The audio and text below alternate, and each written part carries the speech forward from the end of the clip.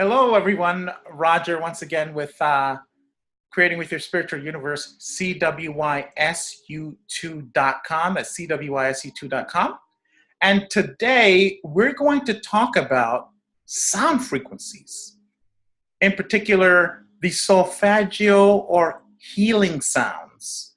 And we have with us today a guest, Tiara Love. And she's a fantastic and prolific healer here at CWYSU2.com or Creating with Your Spiritual Universe. And she has some really good information. And we're going to discuss this and really get into it. And we really, really want to encourage you to start introducing this into your life because it'll create many, many, many positive changes without you having to do much in that effort. So we're going to go into the details as to why that is and such. And we want to start off with talking about the ones that are the most popular. If you listen to these healing frequencies, the most popular ones are the 528 hertz frequency, which is the frequency of love and miracles, and the 432 frequency, which is the frequency of the universe, the frequency of nature. And these are all balancing frequencies.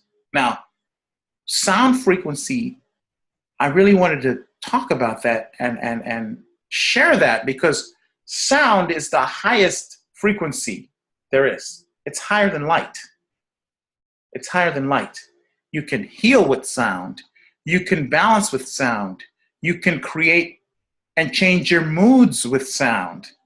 Almost everything that you can think of, you can do with sound. So it's a very important part. And if you are someone who's, if you're pretty much this way, let's put it this way. If you're living and you're breathing, you should have sound in your life as a part of it. And most of us do. We play music. We love music. But let us sharpen it. Let us make it more targeted and with more intent on what we want to use that sound for. And that's what today's show is about. Tiara has got some very, very, very, very, very, very intuitive and some very, very clear details about these frequencies that she's going to share with us. And then we're going to discuss it. And then if you have any questions, you could place them down in the comments and we'll be more than happy to address them. I'm also going to put down below a link of all the different frequencies and what they mean and what they do as well. So you can go there and kind of have an idea that way too. Okay? So Tiara, tell us a little bit more about sound frequency. Hey everyone, so thank you for letting me be here, Roger. You're welcome. So today we're going to be focusing on 432 and 440. That's kind of the main focus, but more so than that is just like Roger said, all the different frequencies that we can use and adapt into our life on the day-to-day basis. I was going to go into the history a little bit about 432 specifically and 440. And like Roger said, 432 is the projection of nature in the universe. So, why wouldn't you want that in your life, right? They stopped using that around 1939, and they really started using 440 around 1955. That's when it became the new standard. When we're going to provide some pictures in the links below. And the 432, you'll take a look, is quite different from the 440. The 432 is definitely less broken up. It's less scattered. 440 is more distorted. Personally, if I'm looking at it just from a perspective of what I want in my life, I'm going to want a little bit of more togetherness, more structure, less scattered, chaotic energy, right? But there's a lot of things that you can do with all of this stuff. A lot of people use it for creativity. They use it to help calm down. A lot of people have used classical music to study with. When they're studying, they're doing, their exams and stuff, they'll play it in the background on low so they can help focus and uh, you know, be in a better mind frame, I suppose. But Yeah. um, but plants are also a big thing that are influenced by music. They've done studies where they've used the 432 and just, 432 versus no music at all. And they noticed that the plants grew bigger and the DNA was stronger than the ones that they didn't use it on. So, we're not necessarily the same as plants, but they've done the same study on water as well. You've probably seen the study where, they do the I love you versus I hate you.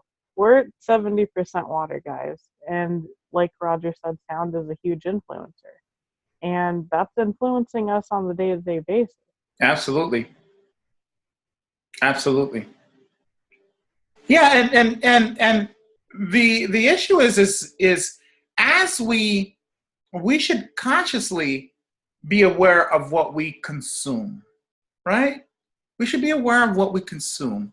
And a lot of times that is automatically, the thing that automatically comes to mind is what we eat and what we drink. But that is only one part of the picture. What you consume is also what you listen to. What you consume is also what you see on a daily basis. That's also another form of consumption that it's very important to be mindful of as well. Because what you hear, what you consume with your ears, what you consume with your eyes, also have a very, very big influence on how you think. And so, well, as Tiara just mentioned, we are 70% water. 70% water. We're mostly water, guys, mostly. And when you look at the influences of these frequencies on water,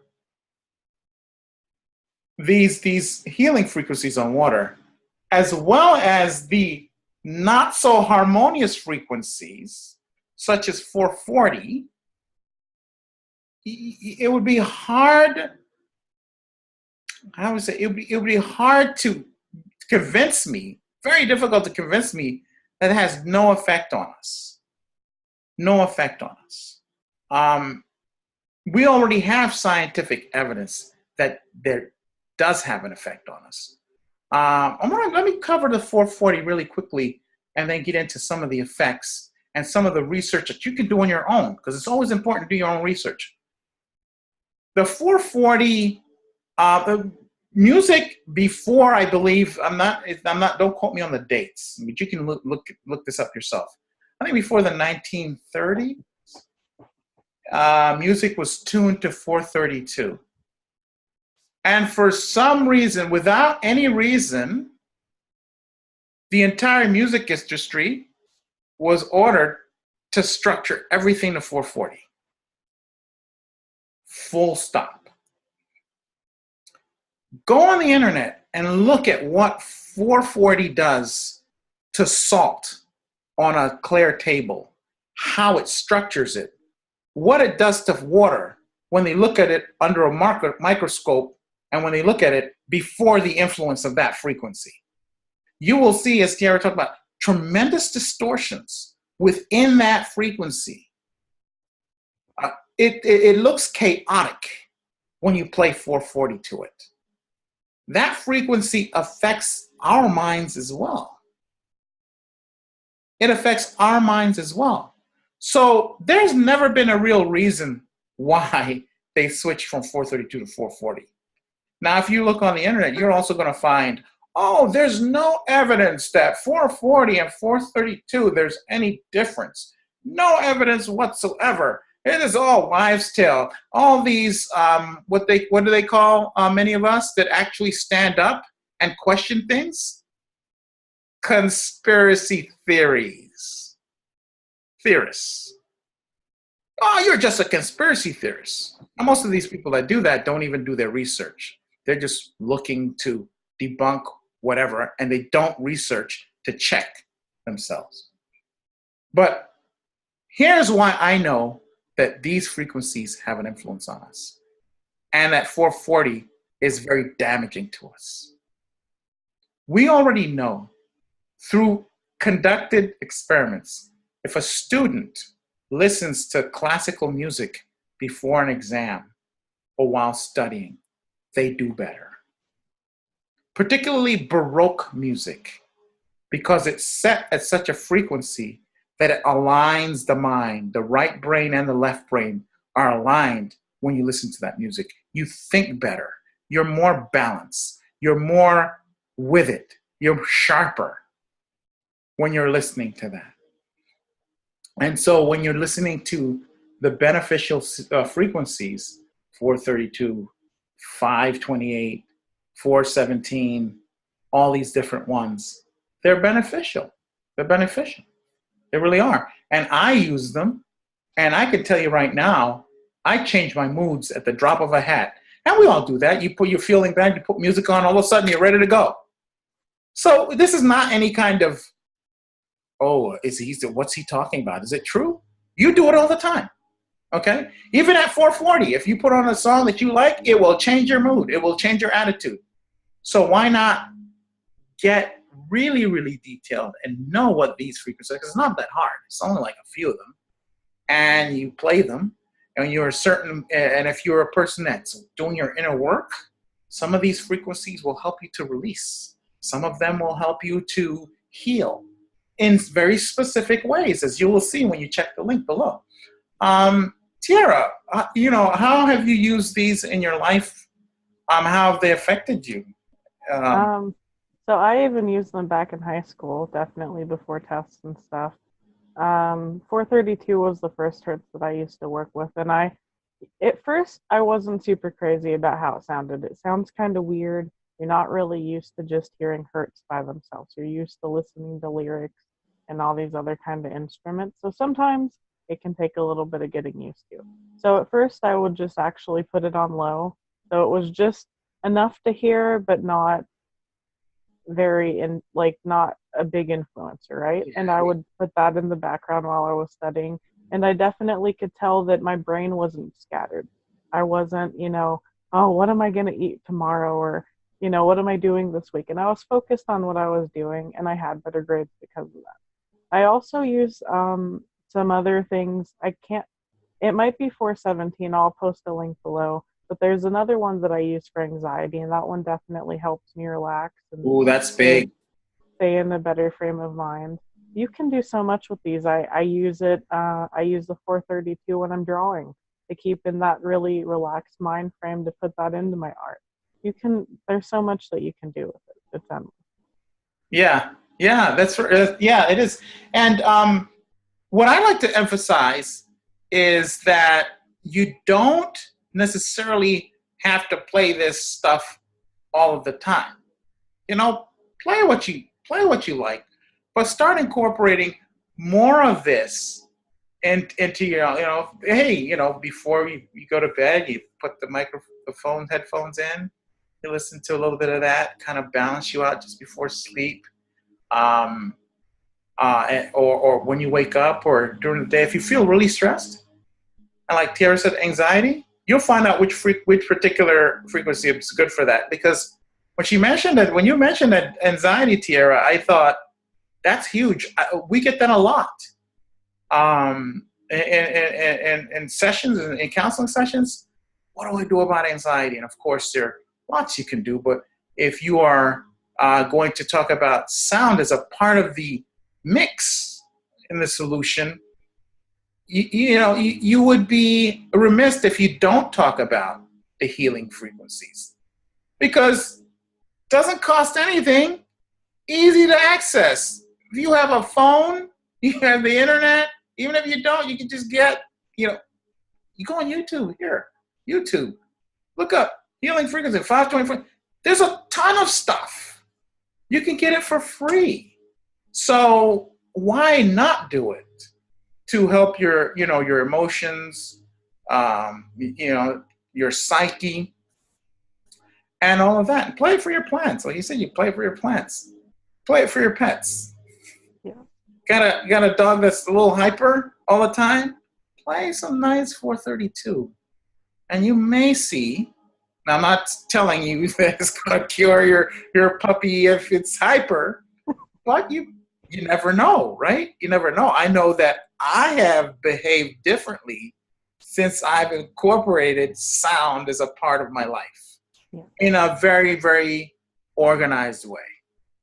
And when I say organized, you don't have to sit down and spend hours. Just, hey, I'm not feeling good. Which sound frequency is good? Okay. I got anxiety. I need to relax. You know, pop the buds in, boom, we're off and running. I think that your suggestion about doing it before bedtime would be a good space to maybe start doing it and getting a little bit of a habit, because you're going to have that 10-15 minutes when you're getting ready for bed. You're brushing your teeth, you're doing your face mask. Hey, put it on speakerphone while you're getting ready for bed. Go to bed a little bit more relaxed before you do that, and get your mind in a better frame of mind. A lot of people that are working on themselves have nightmares, because a lot of us deal with crazy things on a day-to-day basis, right? Why Yeah, wouldn't you want your mind frame to be a little bit softer and a little bit more relaxed? And maybe it could help. I know that I haven't gotten as many nightmares since I've been listening to it regularly, and I think it's because you're changing your frame of mind before you go into that dream state. yeah, yeah, absolutely. You're helping the change your frame of mind. I know people that heal. I know healers that heal strictly with sound and nothing else. Okay, they're gifted. They know how to manipulate the power of sound through, say, light language, tones of all kinds. Um, you can do a lot with just sound.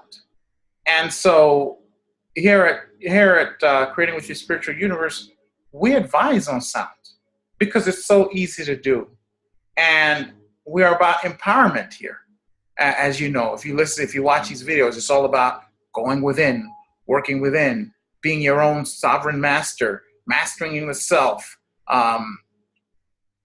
standing in your spiritual authority. That's what it's all about, because that's what's going to revolutionize the planet. Not any technologies, not anybody you elect to office, not any of that. It's going to be those who decide to stand in their sovereignty and their spiritual authority to change what's around them. And they're not going to worry about details. They're just going to take the steps one step at a time while their spirits consider the details and bring to them what they need. And so this is just one of the things that my spirit brought to me. Hey, start using sound. And I've been using the healing frequencies for about 3 years now. All the difference in the world. Of course I do other things too, but why not put everything in there, right? And now that we're coming on the new year, 2018 is coming up, why not? Why not put some new things, incorporate some new things that bring positive change?